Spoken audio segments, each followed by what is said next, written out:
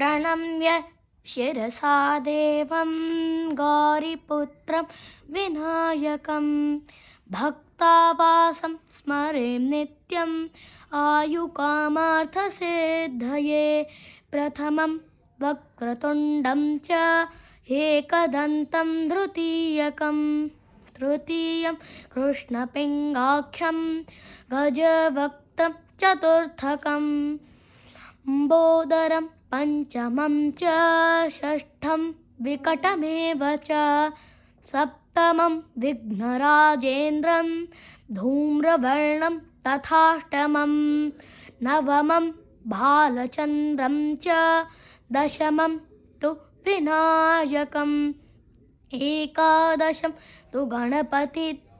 द्वादशं तु गजाननं द्वादशैतानि नामानि त्रिसन्ध्यं यः पठेन्नर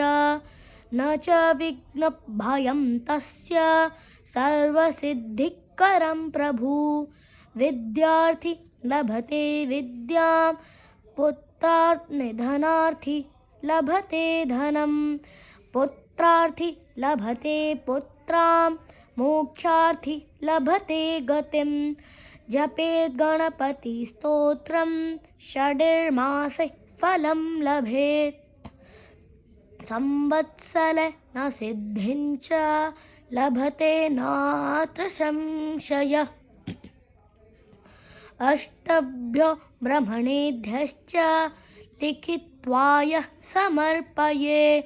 तस्य विद्यात् भवेत् सर्वं गणेशस्य प्रसादतम्